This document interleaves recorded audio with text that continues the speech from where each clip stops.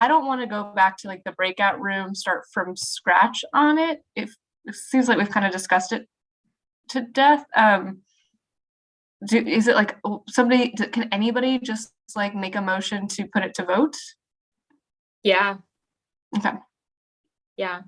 Yeah. So I guess I would say he can introduce it. He can go over his, the reasoning, and then, but it would need a motion and a second to be considered. Okay. Yeah.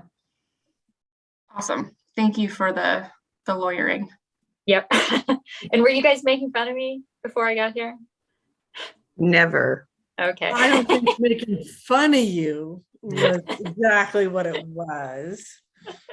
In fact, I think they were coming to your defense that you were diligent about working on your connection, where I said, I wonder how hard she's really trying. All right. Sorry, it is 5 o'clock, so I got to admit everybody else into our fun room.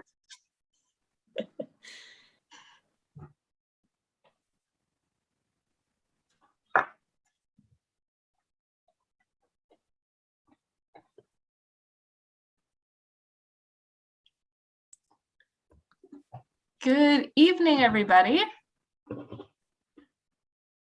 It is 5 o'clock on the dot. So everyone knows, as usual, these meetings are being recorded, is also being live streamed on Boxcast and YouTube. And the chat has been turned off to comply with Oregon Public Meeting Law. And with that, I will turn it over to our chair, Sean, to get us started. Thank you, Kim. I'd like to call the meeting to order. It is 5:01. Welcome, everybody. Thank you for attending, and thank you for your continued participation in this meeting. We're going to do the centering exercise. I'd like to invite you to join me in centering our conversations together. First, I will read a statement, then I will ask you to join me in a breathing exercise to help bring focus and thoughtfulness to the conversations of today.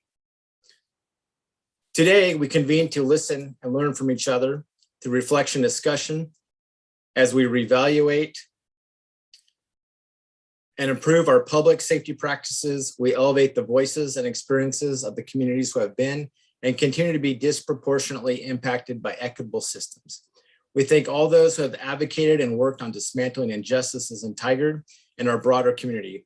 We build off their efforts to create more equitable and just outcomes for people of all backgrounds and abilities.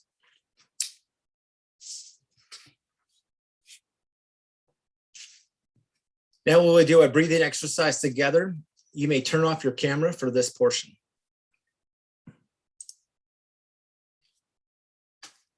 Close your eyes or gaze softly downward.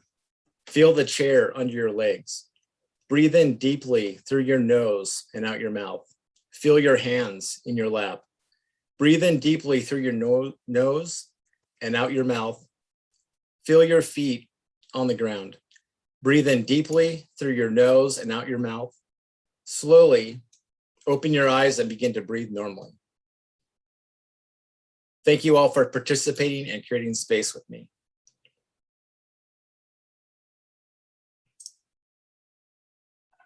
So, Kim, I'll turn it back over to you for roll call. Thank you. Thank you. Before we begin roll call, I did want to update everybody. We do have a new member who will be joining us at our next meeting. They'll be replacing Abdi. She is the Tigard student body president. And has been designated by the Black Student Union president to be a part of our board. She's a senior at the high school. So she'll be joining, her name is Elise Botera. She'll be joining us next meeting. And with that, Commander McDonald. Here. Officer Nunn. No. Shelby Rahala. Here. Michael O'Brien. Here. Emilio Calderon. Here. Liz Newton. Here. John Trin. Jimmy Brown. Here. Lee Landers,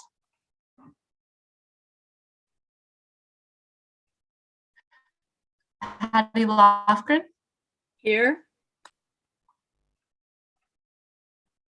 Justin Lowe,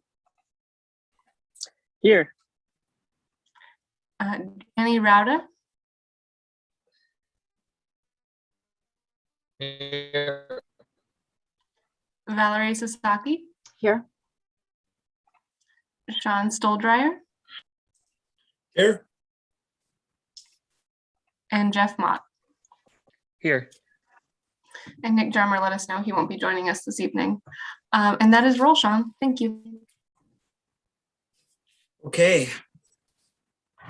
Kim or Eduardo, did we have any written public comments or anybody sign up to speak? No people requested to speak tonight or submitted written comment. Okay. Tonight, no community members have joined us to speak. Public comments are vital to the board's mission, and we welcome community feedback on our work. If you have comments for the board, written testimony must be submitted by 4:30 p.m. the day of the scheduled meeting.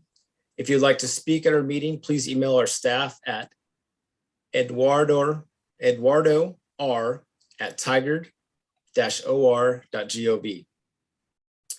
Additional details and instructions are available at www.tigard-or.gov/PSAB.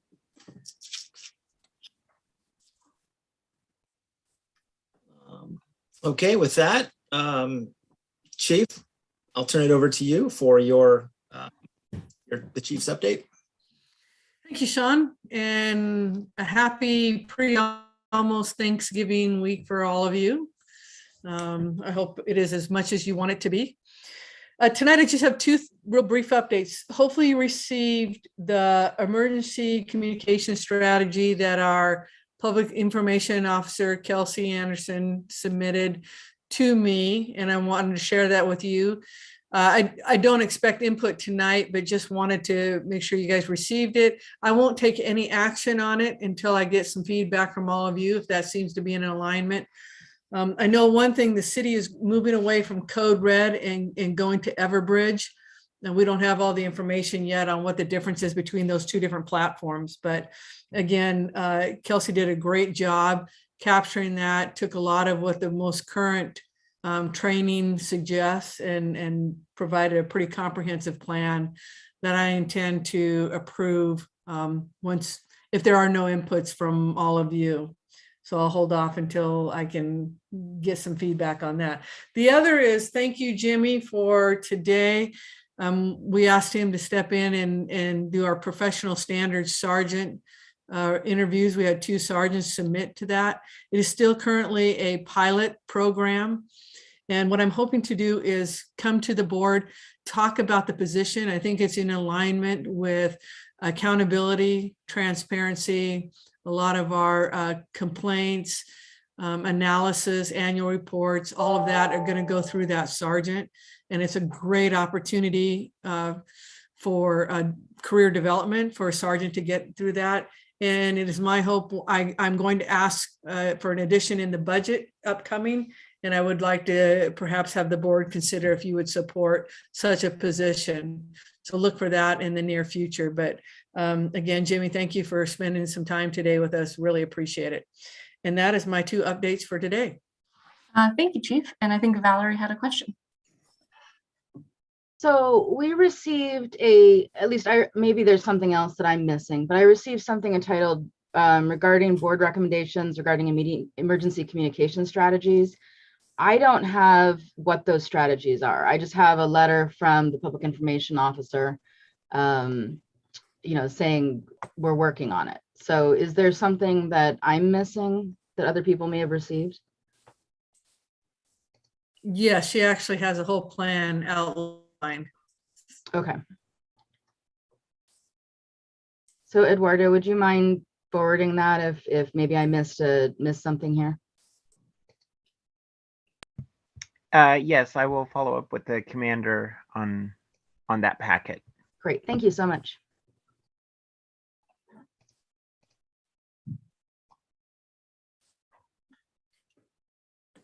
All right. Thank you, Chief. And Sean. All right. Thank you, Chief. Next item on our agenda is our topic, community involvement in officer onboarding. So Kim, it's back to you. Please facilitate this discussion. Looking forward. At our last meeting, the chief made a request of this board to, as they have new officers that are coming on board who won't be going into the academy right away, to do more active community engagement outreach. And they already do quite a bit of this. And I'm going to ask the commander to jump in right now and add to that. But we will also, and to talk about the chief's request. Yeah, many of the things that we do with our officers now start as they're going through their field training process. But as the chief explained a couple of weeks ago, one of the biggest challenges we have is getting officers into the academy at this point. So an officer that's going to be starting next Monday, as a matter of fact, isn't going to be starting the academy until like the end of March. So one of the things that we're really trying to implement is getting the officers more engaged in the community before they go to the academy, before they go into their formalized field training process. And the reason for that is to get them that orientation into the community that they're going to be serving. So one of the things that we wanted to ask all of you is, what do you feel is important for them to be involved in? What community groups should they see? What are the types of things that you would expect your police officers to have a good, solid knowledge of in the community, so that when they are out there working with our community members, that they have those resources, right? Because one of the things we've talked about as we've gone through our time together is talking about all of the different things that law enforcement is called upon to be a resource for. So making sure that we're checking our blind spots always, coming to you all and saying, now that we're going to try and implement more of this for our new officers, getting in this baseline training, I mean, literally within the first few weeks that they're working here, and then building on that through their training time over the next 12 to 18 months, what can you help us to recognize that we're missing? Because we know we're missing something. And we feel like you're one of the best resources we have to help us make sure that we pick up some of those spots that we might be missing. So that's kind of part of our thought process in this.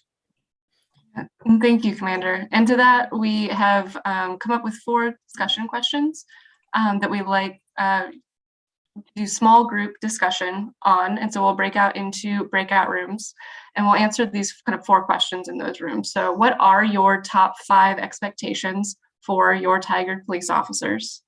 How would you like to see these expectations introduced to new officers? What community places and resources should be introduced to new officers? And who are the best facilitators for those expectations and introductions? Understanding that there might be a combination of facilitators that might be best suited, including community members, other police officers, and community leaders.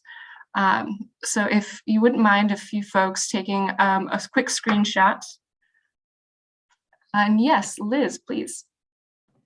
Just for clarification on the first question, what are your 5 top expectations for Tigard police officers? You mean in entirety or around this topic?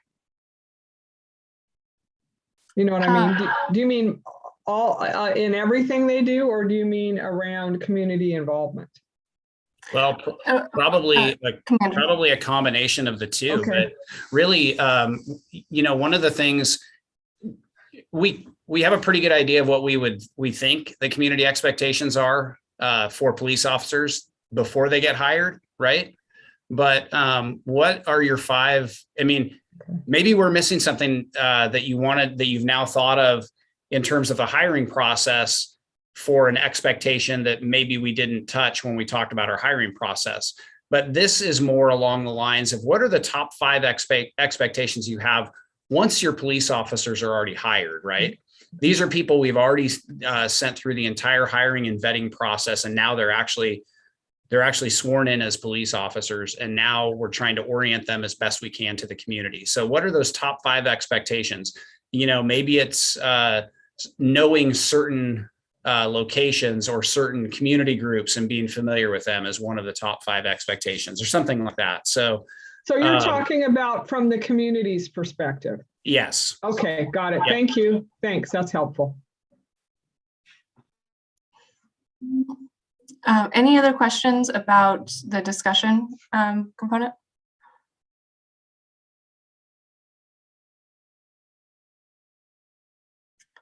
All right, so I'm going to send everyone to breakout rooms. There are the 4 discussion questions, so we'll be spending quite a bit of time in the breakout rooms this evening, probably around 30 minutes. So maybe assign, and then when we come back to it, we'll discuss them one question at a time. So feel free to assign a scribe either for the entire discussion or per question, or break that up however you see fit in your rooms, and then we'll come back to discuss. All right.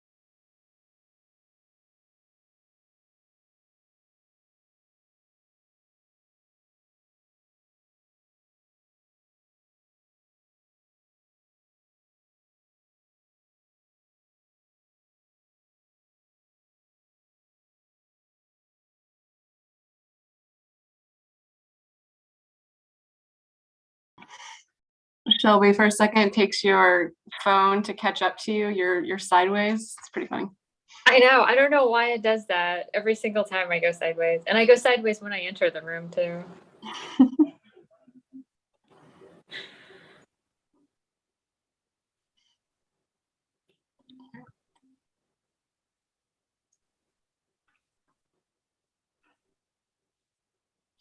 All right, welcome back, everybody. I got the chance to peek in at all the different rooms and very good and different directions that the conversations were going into. So I'm excited to recap. So the first question was, what are your top 5 expectations for your Tigard police officers? Would anyone like to start us off? Go ahead, Valerie. So as far as the first one, that was our gut reaction on this question, because I think we would like to revisit these questions maybe in our next meeting after we've had a chance to process everything and think about them. But what our group's first reaction was is that our expectation is that Tigard police officers will be able to exercise judgment and have skills that enable them to avoid conflict, and judgment and understanding of what that discretion is with respect to conflict. That was our first thought on expectation. Do you want me to run down the list, or? Yeah, just keep going. And okay. If anybody from your group wants to chime in. Yeah, absolutely chime in if I'm misstating something, or if there's additional color here that we should be capturing. A second expectation would be, and this led to a pretty big discussion, but at least an introduction to policies and procedures regarding where the expectation to act ends with respect to mental health and the unhoused population. Did I articulate that correctly? Okay. Our third would be, and these were my words, so if I'm misstating the discussion, let me know, but that Tigard police officers will have an understanding of materiality in their reactions, and act with compassion. Now, we had some discussion about understanding of evidentiary issues and the role that they play within the criminal justice system. And then finally, we had an expectation that Tigard police officers will, work on developing an understanding of what business owners care about, given that, we have a pretty diverse business owner population in Tigard. So I think those were our top 5 or so for that first question. Thanks, Valerie. And does anyone have anyone from that group have any color to add, anything from that conversation? No, I think I saw Jeff's hand up next. Do you want to go? Yeah, thanks. So our group kind of talked about more specific actions, I guess, but the first is more general and really thinking that it's important police officers embrace the guardian philosophy and policies, that the chief has set out in how they serve the community through valuing integrity and empathy. More tactical kind of things where know the community geography and how to get around, and Officer Nunn let us know that really takes time, and usually people get to know the geography after they're through training, because then you can explore the neighborhood a little bit more versus going, call to call, point to point. The next 2 are around police presence, being visible to the public, getting out in the community. One of the examples was Coffee with a Cop, and I know COVID is still happening forever and ever, amen, unfortunately.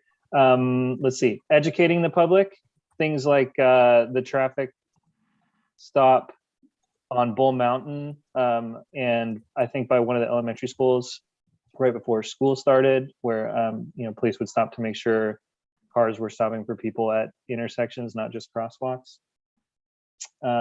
Also educating the public on kind of like if they committed a crime, speaking to the dangers of what they did, or educating homeowners or people in the area about certain crimes that are happening. For example, don't leave your laptop in your car in the driveway because there's been a string of break-ins, for example. And finally, enforcing the law and solving crimes. Thank you, Jeff. Did anyone from the group have like to add anything? I got the double thumbs up from Liz over there. Good job, Jeff. And from Sean. Wow. You got it, Jeff. Group 3, or I don't know if there's not really numbers, but the third group.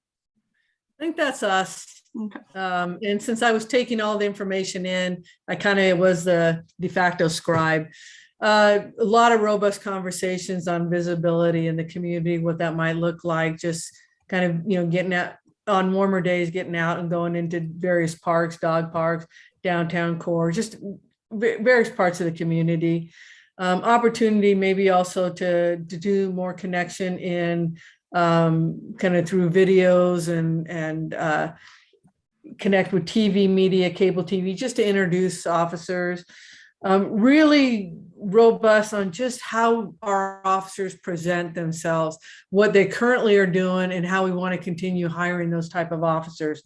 And so they're warm, they're inviting, they speak when they're standing there, that it encourages you to come up to them versus going away from them. And so that approachable, friendly, kind mannerisms, very much what we talk about, the guardian mentality.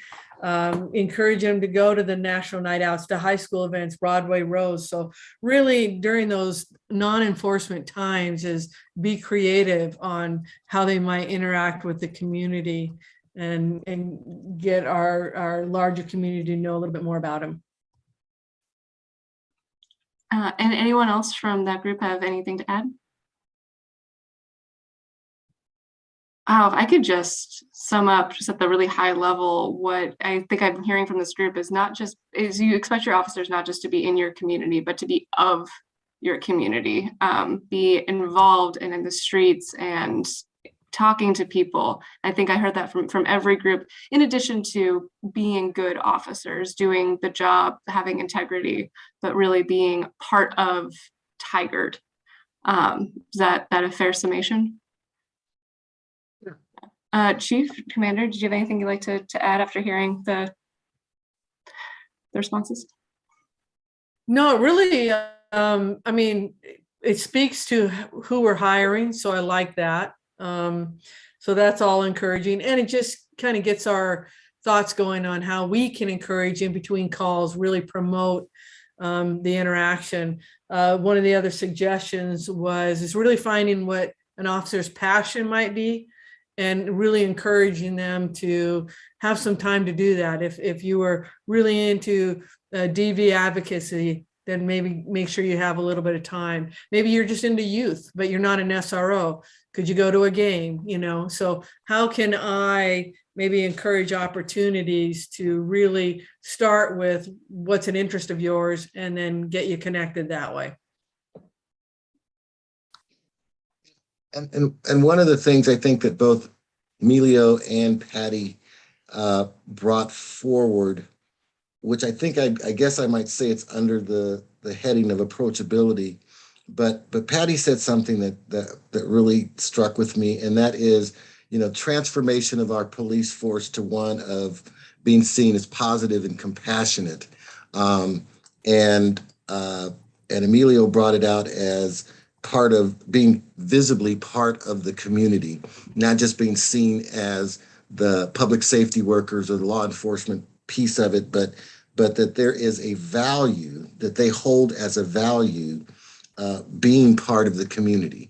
And that because we are a smaller community, the kinds of activities that they can engage in helps to promote why you would want to come to a smaller community to work in law enforcement.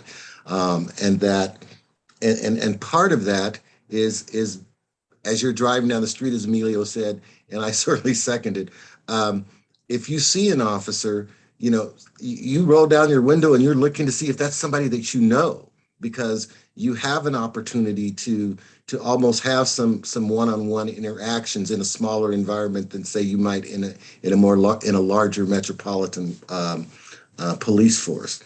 And that is a very strong community-oriented value that I think can be, expressed to folks who are coming in wanting to work for our community.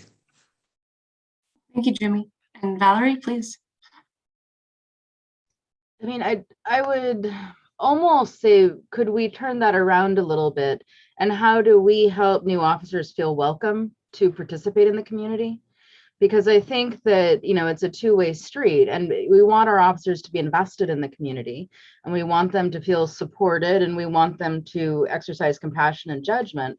And that really goes to how do we as a community reach out, and what opportunities can we provide for officers to feel welcome and to feel supported. And because it's one thing for the chief and the commander to encourage people to go out and do these things, but at a certain point, really they should be wanting to do them of their own recognizance, right?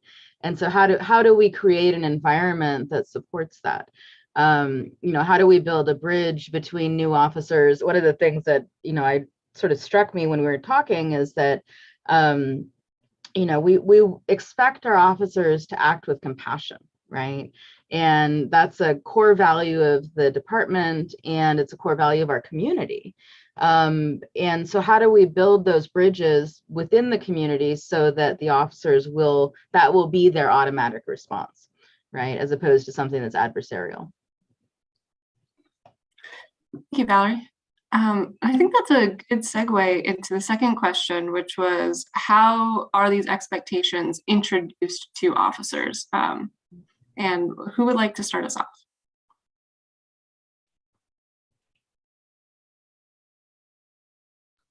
We can go group 3.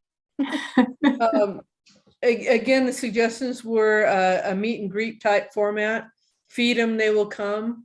A lot of good support for our open house when we had those. Whether it can be virtual, but preferably in a in-person environment if it allows it. National Night Out was still a great time, but maybe make again a concerted effort for some of the new officers to really get connected. And then organizations that have monthly meetings, look to maybe attend them, jump in, and start to meet people that way. Another example was when the city hosted at Broadway Rose, the State of the City, and some officers were there with their canine, and we mingled in the crowd. But again, looking for those opportunities where maybe if it's not directly about us, but how can we be present and just interact with the community. Thank you, Chief. Valerie. Oh, I didn't mute myself, sorry. So, we talked about providing opportunities for new officers, and, and to a certain extent, that's what the chief was just saying. But I think, we spent some time talking about, that issue with involving mental health. And so providing opportunities for, and I have, John, correct me if I'm wrong, you said NAMI is the organization that there should be an introduction with. And, trying to make sure that they know what these people do, even if it's not something that they themselves do, and they're not going to be the officer doing the ride along. And I thought the work that Danny has done in the past and continues to do that's so good with respect to coordinating with the department in introducing officers to particularly our Hispanic and Vietnamese communities, that tend to be very connected with St. Anthony's. And then, we talked about getting people out of the cars and walking around, and how that might be weird, but we got to get people out of their comfort zone to do things like that. So I think those were our main things, is providing these opportunities for people.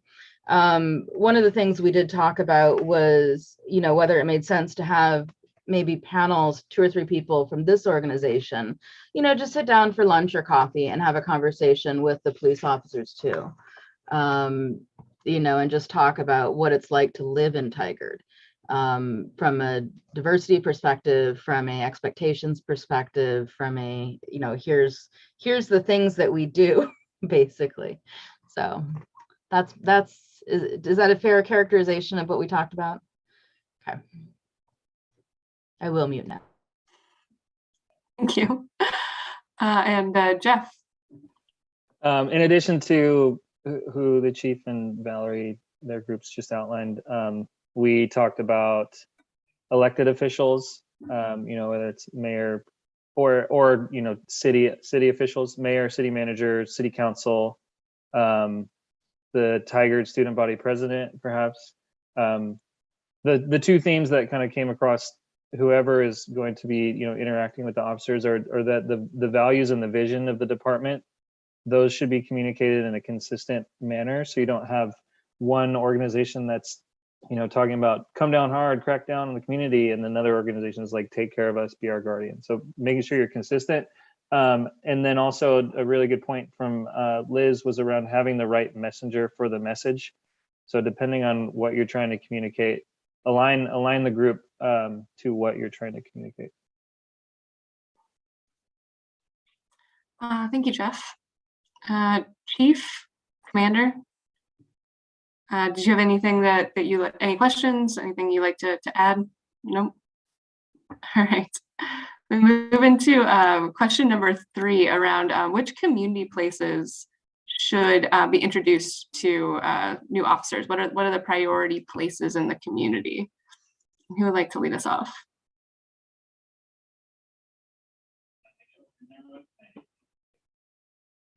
Jeff, please. Okay, we talked about a few different things. Key spots though were you know, just the awareness of 99 and 217 and how that, you know, connects the main arteries of the city. Washington Square, the walking and bicycling path network throughout the city with key access points.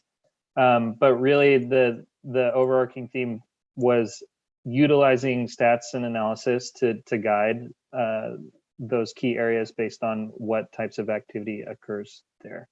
So not just picking specific spots, but looking into the history and using that as your guide. Would anyone like to add from that group? Nope. All right, Valerie, please. So we talked, well, so a lot of the things we suggested actually they are already doing, which was really nice to hear. But one of the things that occurred to me, and this has to do with the materiality expectation, I would really like to see new officers, and we didn't talk a lot about this, so this is really just me speaking for me. But I would really like to see new officers have an introduction to the high school population, because I think that, our high school population is very diverse and probably more diverse than the city at large. And I think that teenagers sometimes don't exercise the best judgment.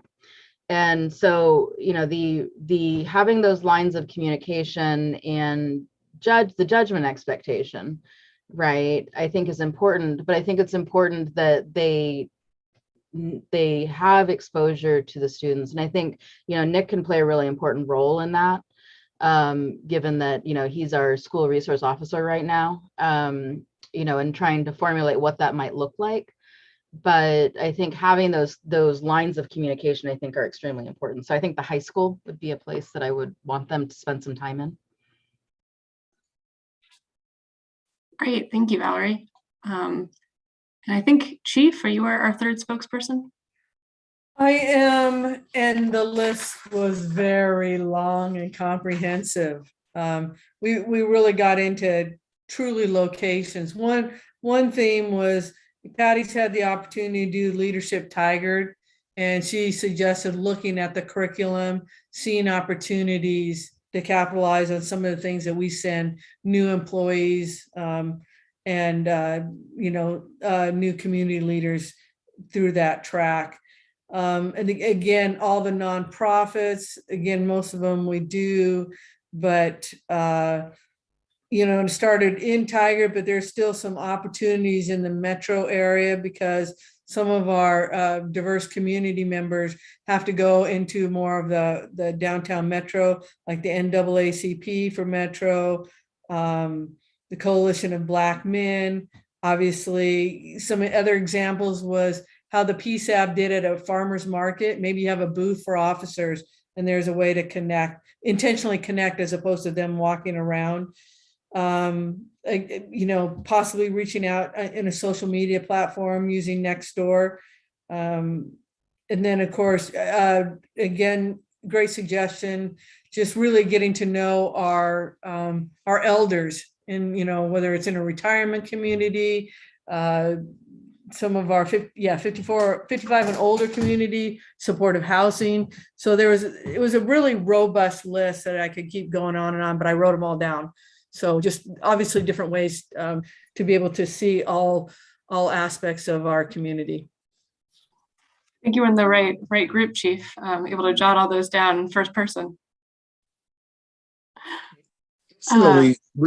Additionally, we also, brought up organizations that are connected with our communities of color, ERCO, APANO, Asian Pacific Islander group. I think Emilio really pointed out on the other end of the spectrum from our elders, we also have, our youthful members of the community who utilize a lot of social media platforms, not just Facebook, not just Instagram, not just Snapchat or whatever, but other means of connection and passing information back and forth. And so, to take advantage of that type of technology that's out there to get the word out, as well as, the historical print medias,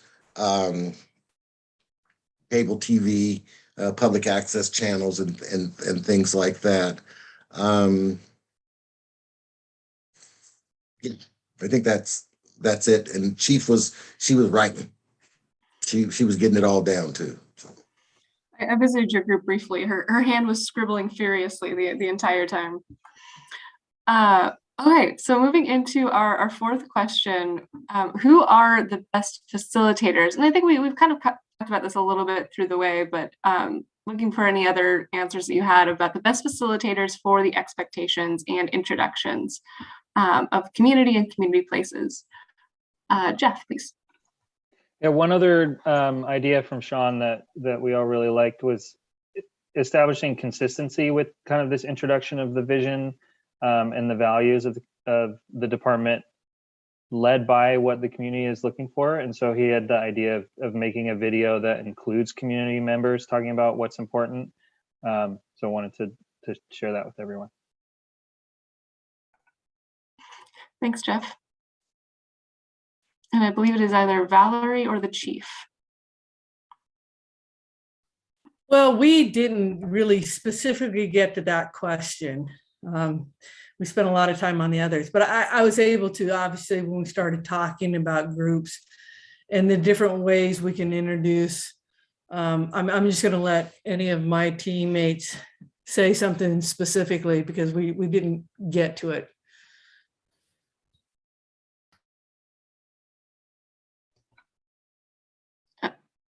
One of the people that we did bring up, and the other part of this is that, a lot of the folks that are probably called out for their engagement or involvement in the community are done so in a number of different venues. Margie Green, who has done yeoman's work around school district activity, but also around Tigard youth sports, her and her family. We talked about the use of the CBO organizations inside of our local communities. Unlike Portland with its neighborhood associations, I don't believe that these groups tend to meet on any regular kind of basis, but they are seen as a way to get information out and to the folks who live in their particular communities. And so any way in which we can provide information to them that allows our officers to be introduced to members of their community, that would be great. There are group connections through the app Nextdoor. I know the department as well as the city have a presence on that. There are lots of folks who utilize that platform to discuss everything from items to sell to public safety kinds of issues to traffic issues. So again, that's part of the medium that can be utilized. Nonprofit organizations, Just Compassion, domestic violence providers, and victim service providers that are in the community can be seen as those who can be a connection point for our officers as well. Thank you, Jimmy. And Valerie. So we talked about some of those. So there's obviously overlap as between the people who we think would be important to talk with. Again, I'd reiterate John's point about NAMI. I think that's a great idea. And I would suggest that this group might serve as some part of the facilitation, and helping make those connections. One of the other things too is that I think it probably to a certain extent will vary officer to officer. We have, you can say, okay, well, here's the general sort of slate of experiences and connections that we want folks to develop. But, a particular officer, and the chief was talking about this a little bit when she was talking about here, what are you interested in? How do we connect you to that? Because I think you're going to have officers who come in with language skills and with backgrounds that are going to make them particularly suitable to be a bridge with certain communities. And so I think, making sure that is leveraged, right? And that we're taking advantage of those skills and helping them develop those connections, I think is going to drive some of who these facilitators should be. So I agree that consistency is important, but I also think that being aware that, our officers come with some really great attributes and really great skills. And so we should help them develop those connections as well. Can I add something to we didn't discuss, but I also think it's important to have the voices of our peers, especially folks who's going through mental health challenges. Yeah. I think New Narrative has a peer group where they do a lot of outreach to the houseless individuals. I think having discussion or once in a quarter meeting with that group would be an excellent opportunity to hear from folks who are walking the street, to work with people who are houseless, and to hear in terms of what they're needing and what they would like to see in terms of expectation. And so I think this is a great opportunity to be able to listen to folks who are experience houselessness, experience mental illness. Thank you, John. Thank you, Valerie. Thank you, everybody, for just the wonderful discussion, rich with a lot of ideas. Commander, Chief, did you have anything you'd like to add? Go ahead, Jamie. So I'm trying to find my unmute button. All of a sudden, my cursor just disappeared. Yeah, what I would like to say is I love so many of these ideas, and this is part of the reason that we brought this to this group, because there was a few things that came up where I'm like, oh my gosh, why did I not think of that? Well, it's because many brains is better than one, right? And so as the chief's been feverishly taking notes, I also have been doing it, Chief. So not to fear, because what I'm looking at is there's an idea that I'm, as we're sitting here talking about this, is putting together this level of orientation for new officers, well, not just new officers, but any new employee, whether they're a officer that's going to be out on the street or a person in a non-sworn support capacity where they're going to be in the office. They still need to have some sort of a baseline to some of these groups that we've discussed. And some of them are groups that I'm totally familiar with, that I've been involved with, like the Chamber of Commerce and NAMI, both of which were brought up, neither of which are things that I thought, hey, that'd be a good spot to orient new officers or new members of the department to. And to be perfectly honest, strikingly easy to do too, because those are both groups who really want to be involved in their communities and really want to spread the message of the work that they do. So I just would like to say I really appreciate the insight, because it's really gotten the juices flowing. This was kind of the idea, selfishly, we wanted to go off of the great ideas that this group would bring forward, because we knew that we had blind spots. And when you kind of do the same thing over and over, you're destined to just continue doing it that way, right?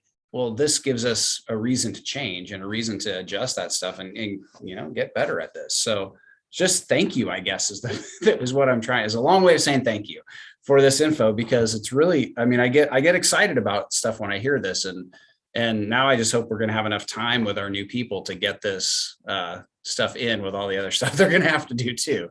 So anyway. Yeah, and I'll just echo my appreciation too. Jamie's heard it more than anybody. That's the whole beauty of strategic plan, right? That you have limited resources, so you're very intentional, very strategic in how you deploy your resources. Well, how we onboard people is extremely important. And so by kind of breaking the mold and going, we could do this better. And it really is started with the design of, wow, we've got probably more time with them before we just get them quickly into the academy. And rather than just putting them as a potted plant or riding along with an officer, is what else could we do to really onboard and make this a rich experience? And so I too just really appreciate this, and we'll be looking forward to reporting back to all of you, or you may end up participating, but really seeing the vision of this collective body and how we were able to capitalize on it. So again, I thank you. Thank you, Chief. Thank you, Commander. Thank you, everybody. So going in, Sean, with your permission, I'd like to preempt the agenda a little bit. The next topic, thank you, on the agenda was prioritizing topics for the next year. We also have another outstanding item from our last meeting that we got the materials after the agenda had already gone out, which was there was the recommendation around quarterly use of force reporting that had failed, that had gone back with Jimmy. He has rewritten it to bring back to the group. We have 30 minutes remaining today. I don't think we have enough time to fully discuss both topics. So I want to come to you and ask, which one of these would you like to go into detail on? And which one would you like to kind of see the screen and get some information, and we'll come back to it at the next meeting. And Valerie, please. I would support hearing what Jimmy's done. I think it'd be really nice to sort of wrap up that discussion. But that's my vote. All right, so if you would like to move forward with going back to the discussion, what Jimmy has worked on, please give a thumbs up. If you would like to talk about the topics for the next year, don't put a thumbs up. And that's most of the thumbs. All right, we are going into the next phase. So Jimmy, I am going to turn this over to you so you can talk a little. I'm going to put a new recommendation up on the screen so that you can talk about it. Just so this group knows, to move this into a vote, somebody will need to make a motion. It will need to be seconded, and then we'll go to vote. All right, so Jimmy, please take it away.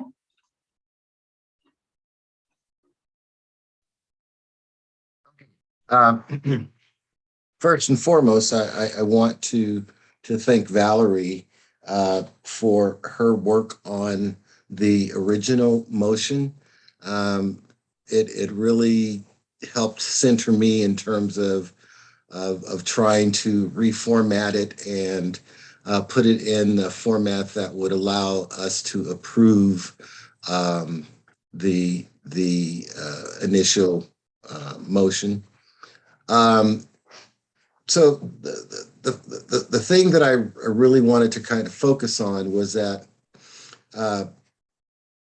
providing more frequent use of force information is going to increase transparency, and I put that really at the top of the recommendation, because I think that is one of the primary values that I've heard throughout the course of our work in PSAB, that the department wants to be more transparent and in providing information out to the broader community.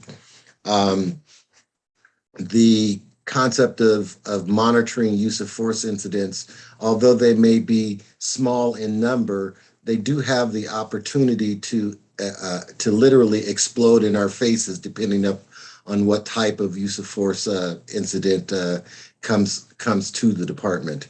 So I think that one of the challenges initially may have been around one,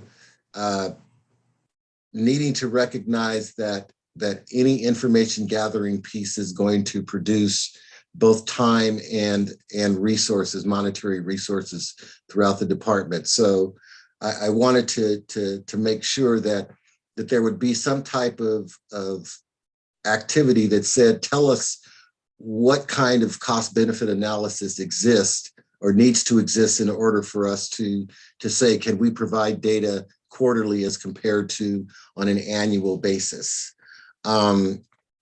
That we wanted to also include that we would look at this in a framework of race, ethnicity, gender, socioeconomic status, and mental health at the time of the incident.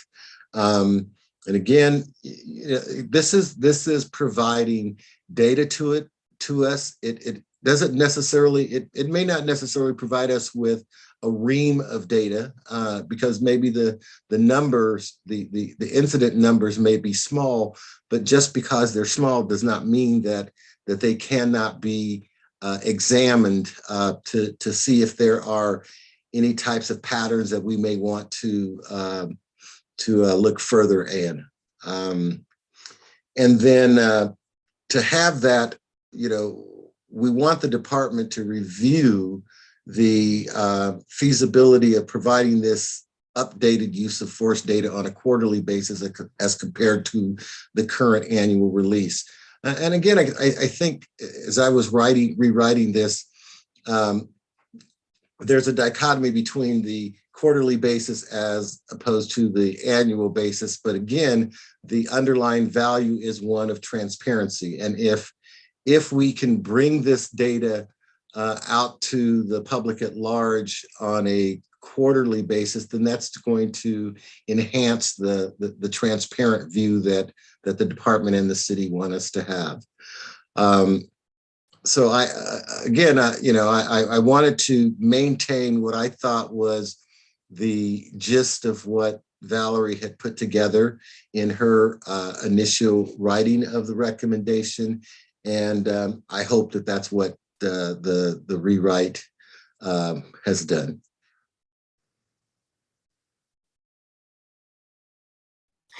Valerie, please. I have my unmute button here. Jimmy, this looks really great. And thank you so much for all your hard work and putting this together and making it probably more plain English than my original was. I think that these are really great suggestions and I support them. One question I do have is, can we add a little bit to the TPD should review? Oh, where'd it go? Oh, I had to take it down because I can't edit it in the screen that it was. Okay. But I'm going to get it so I can edit it and reshare. Okay. So sorry. Could we add in just a phrase and report back after the, so TPD should review and report back either to us or to, a subcommittee of folks on sort of what makes the most sense. And then one of the things I think we talked about was whether it would help contextualize data, because I know one of the concerns has been that, there are so few instances on a quarterly basis that you want it to be meaningful. But could that reporting back include like a 12 or 18 month prior period in addition to the current quarterly data? So basically a rolling report, so we have a full context as to what's going on. So you would suggest in like where it says anonymized and updated use of force data on a quarterly basis compared to a annual rolling basis compared to the current annual release? Yeah, I would say use of force data for the prior 12 or 18-month period, whatever, is the more useful period, reported on a rolling quarterly basis. I don't know what the right words are there, but because I think that will help with the contextualization of some of this. I think at least when we had the prior discussion, I think that's where some people's concerns were. How do other folks feel about this adjustment?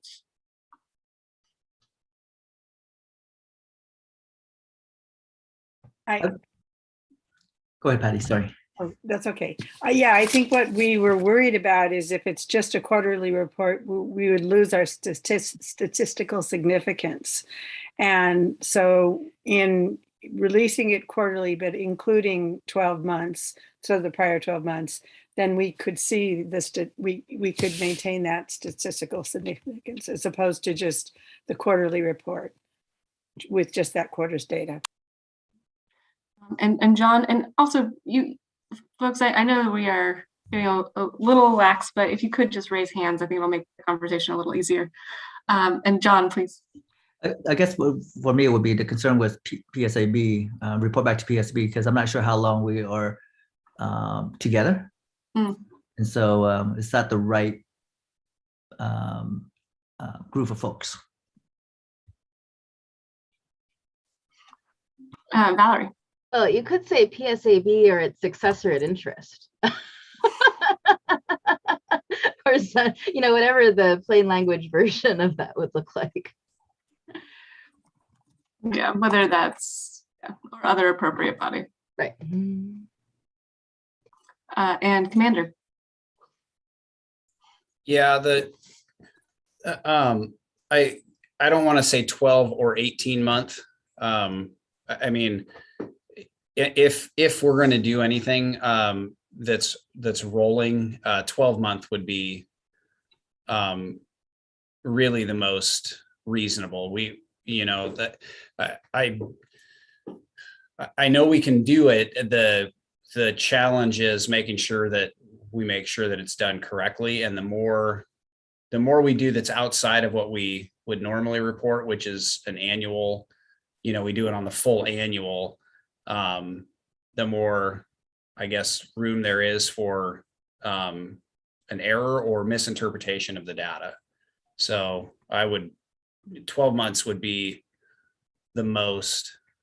And are we talking about any part of this proposal? Because I look at I wanted to ask a question about so we already include race or ethnicity if it's known or can be determined, gender, and then ideally if the officer can determine if it's a behavioral health incident, that's also included. I want to ask the question as to what the relevance of socioeconomic status might be to this reporting. I'm curious as to what that plays, because that's not typically something that we use as a data collection point in law enforcement. So Valerie. No, I'll cede to Jimmy. I think I didn't see. Sorry, I can only see the hands right now. Jimmy. Okay, so let me frame this before I try to answer the questions. The thing that I was really looking at was for the department to essentially say to us whether or not this is feasible. So it's not an assumption that it's going to happen without the department taking a look at itself and saying, we have the ability to provide this information. We have the ability, or we don't have the ability, to provide 12 or 18-month periods on a rolling quarterly basis. That's something that we need you to report back to PSAB as to whether or not that's something that can happen. The feasibility, again, can we provide information that's connected to or not limited to just race, ethnicity, and gender, but socioeconomic status and mental health at the time of the incident? Can we do that? And if we can, I kind of go from, don't tell me that I can't, tell me how I can. Tell me how I can do it. Does that mean that and one of the reasons I think it's important is there's a lot of data out there that talks about socioeconomic status and the impact of policing processes based on one's socioeconomic status. So it would behoove us to say, we have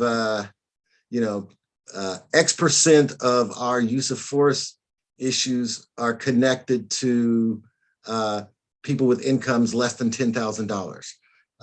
It's not that we just want to know what their income is, but do we see that there may be some type of connectedness? Some people might say, well, poor people are going to act out more, and that's why the police are going to connect with them.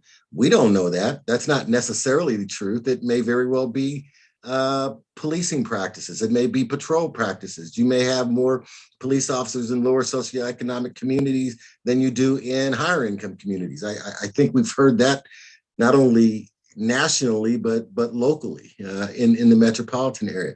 So those kinds of data points, I think, just help the department, look at itself and to see how we react to,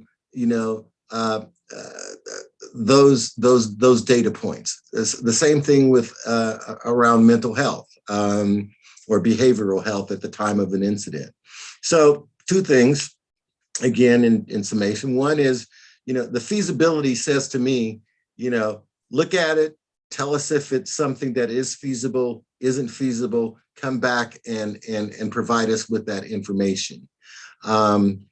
And again, in terms of, well, who do you report back to? Obviously, the PSAB is coming up with a recommendation, and that recommendation, I believe, would go ultimately to City Council for its approval. I think that's the process.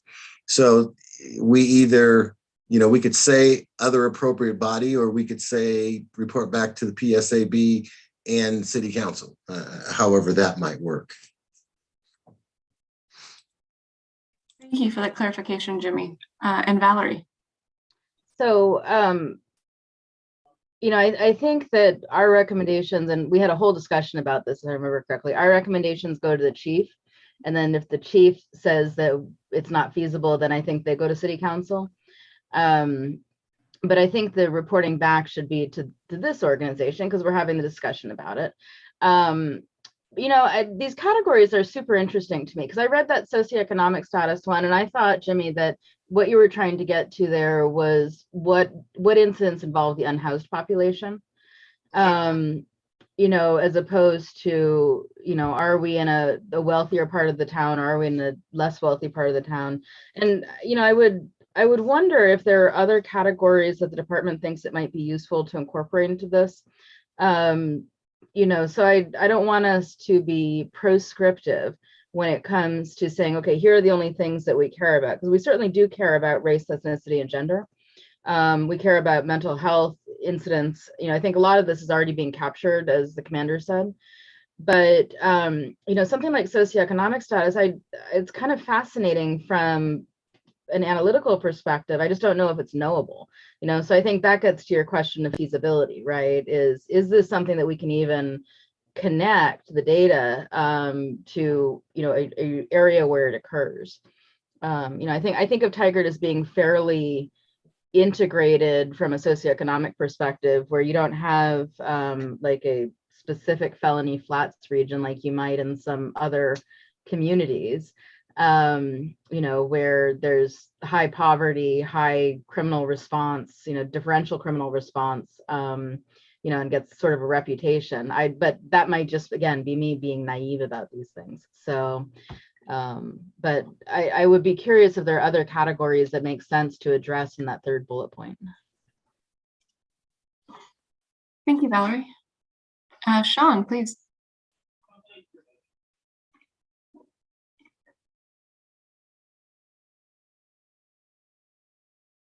Oh, Sean, you're muted. Oops, thank you. I'd like to propose a fourth bullet point for the Tigard Police Department to do some type of a strategic analysis, like a SWOT analysis, maybe strength, SWOT, strength, weaknesses, opportunities, threat, and just include some kind of a risk management or a risk analysis about how this information could be used where there's a beneficial outcome. As in, is the data used to be sensationalized or politicized, or is it providing real feedback to management to look at the learning lessons and evaluate opportunities for improvement, some sort of an internal review action? I wonder if that might work well in the second bullet, so that that's about that cost benefit analysis. And if we include cost benefit analysis, including like communication benefits rather than a fourth bullet. Yeah, sure. You could just build on. Does that kind of get to you? Okay. And then Valerie, I think you had a response as well. I'm curious about what situations you're concerned about, Sean. You know, because this is public information, right? And so to the extent that someone were going to be, you know, looking for this information, it could be obtained otherwise. This is just aggregating it in a way that makes sense, or that it's more transparent. So I guess I'm not suggesting that they withhold it from the public. If somebody does a public records request, they should be able to get to it. I know, but what is the concern that you have about making this information more readily available? Because they're already making the information available on an annualized basis. So is there a concern that you have about making it available on a quarterly basis that would, you know, implicate the you know, some misuse? I think there's a good place in the annual report. If somebody reads the annual report, there's a good place for this already there. If I go to the monthly dashboard, I don't see a good spot for this information, and I don't see any kind of a quarterly report. Like, I guess I'm just, my caution before was, you know, or is this something that should just be an internal procedure, or are we looking for some type of a new publication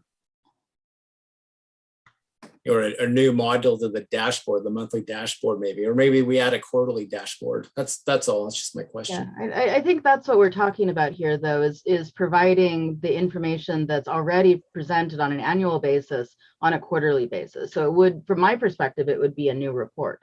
I don't know if other people feel differently. And that might be up to the discretion of the police department when they're looking at the feasibility of what exactly the reporting structure would be. Would this be a module that's added to the monthly report, but only on the quarters? Right. I mean, that mechanical aspect of it, I think, is something that fully should be in the discretion of the department. But I don't think that there's necessarily a downside to enhanced transparency.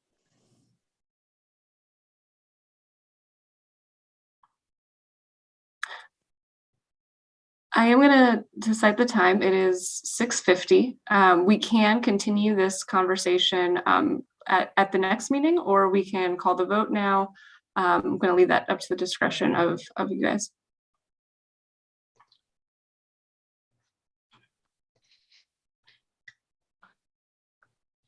Yeah, Valerie. Oh, my bad. Oh, no, sorry, go, Jimmy, go ahead. The floor is open. Oh, okay. It always makes me feel good when we have these kind of deeper discussions, because I think it helps to bring out more of our underlying needs for information. The more conversation is not a bad thing. I think it's certainly a good thing. I think this is a critical piece to the task that we have as a PSAB in helping community members to feel safer, more valued, more connected to their law enforcement community. And so on that basis, rather than call the vote at this point in time, I think we should have an opportunity to have additional conversation about this. And it may very well be, since this is just an initial rewrite of the first recommendation, that we might still be able to wordsmith this until we get it into a framework that we all can feel comfortable with. Are folks in favor of that? And if so, we will send out this version with the red edits after this meeting. Yeah, Kim, I also agree with Jimmy. I mean, I would like people to have a chance to meditate on this. I know that, this is an issue that we want to be very thoughtful about, and I don't want to trivialize any concerns that Sean has about transparency or what reporting would look like. I also note that we've got a couple folks that have had to leave us early for this session, so I don't think it would be appropriate for us to take a vote at this time. And Sean. We had a number of police reform bills that got passed by the House and the Oregon House and signed into law this last legislative session. A lot of those things were begun on a national front and failed on a national level, but we passed them here in Oregon. Does anybody that followed that or worked on that stuff, does anybody have any insight on, did this topic ever get brought up or discussed at a state level? Was it? I think the chief will be able to answer. Yeah, so one of the legislative bills that did pass was on the use of force reporting in a national database, and then that DPSST would collect it and submit it out. And so Commander McDonald is responsible for making sure that data gets into a national database. Jamie, you want to talk a little bit more about that? Yeah, so the national database is one that's reported on a monthly basis, and it covers significant use of force or deadly use of force. And so the city of Tigard's been reporting on it since its inception, which was January of 2019 is when it became a monthly reporting, and we started at that point, or maybe it was January of 2018. I'd have to look back to know, but nonetheless, we've been reporting since it started. So Oregon passed a bill that makes that a requirement for all agencies to be reporting. So it really doesn't have an impact for Tigard because we've been doing it since its inception.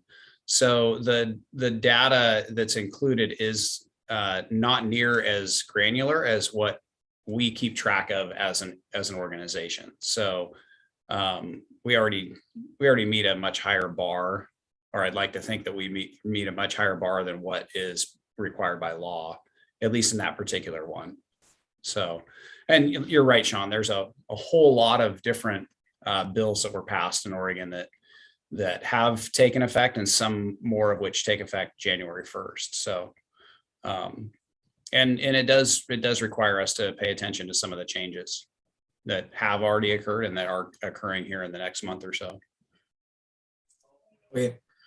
Well, thank you for that. I just want to get some bigger context, because some of these issues have pros and cons that maybe I haven't heard about, and maybe there's a ton of reason to do this. But if there was a ton of reason to do this, to add this level of reporting and data collection, the state of Oregon, I mean, the state legislature, I would have thought would have discussed this last session and had this included in one of the bills. And it sounds like they had a bill similar, but they didn't take it to this level. So I was just curious if anybody knew what that discussion was or why they didn't do that. That's all. Yeah, and thank you, Sean. And Valerie, it will go to you, and that'll actually be our last comment on this topic for this evening. Yeah, and Sean, I guess, you know, what we do in Tigard is not necessarily dictated by what the state legislature does, but, you know, I think the dialogue certainly has parallels. So, you know, I think we'll be discussing this probably in the next session, Kim. And, you know, to the extent that you have concerns about, you know, the interplay between the local discussion and the state discussion and even the national discussion, I really would love to hear them, because I think we want to make sure that we are as responsible as possible when we're asking the department to do something. Thank you, Valerie. And Sean, I think you can take us to the last item in our agenda. Okay, well, partly my fault. We're short on time now. We're like to set aside some time at the end to discuss current events. Let's say affect. Oh, actually, we're going to have to skip past that one to the item after. I was just, yeah, we're gonna have to skip that. We're out of time. Is there any, Kim, is there anything else we need to cover before we just look and do a motion to adjourn? We're just going to look at the next few meetings, what we've got coming up, and remind everybody that we're only meeting once in December. So last meeting, we had talked briefly about, we probably spent 20 minutes or so discussing kind of what the schedule would look like through the end of June. This is a mock schedule. Like, this is definitely still in draft form of what we're looking at through the end of next year based on your feedback at the last meeting. We will continue to update and discuss it going forward. The most important thing, though, is that in our first meeting in December, our next meeting, which will be in 3 weeks, we will be doing the laser shot training debrief, as well as coming back to this conversation about use of force reporting. And then starting in January, we'll start our performance review and discipline unit. That was all I had, and we'll send out that draft schedule to everybody, as well as the mocked up, the red marked up recommendation. Okay, so next meeting we'll continue our discussion of the data recommendations, and we'll talk about our upcoming topics for the rest of the year. And with that, I'd like to call for a motion to adjourn. So moved. Second. Okay. All in favor, say aye, give a thumbs up. Aye. Okay, thank you, everyone. Have a great night. Thank you. Have a good holiday week. Happy Thanksgiving. Happy Thanksgiving. Have a great Thanksgiving. Desserts. Lots of desserts. Dessert. Enjoy the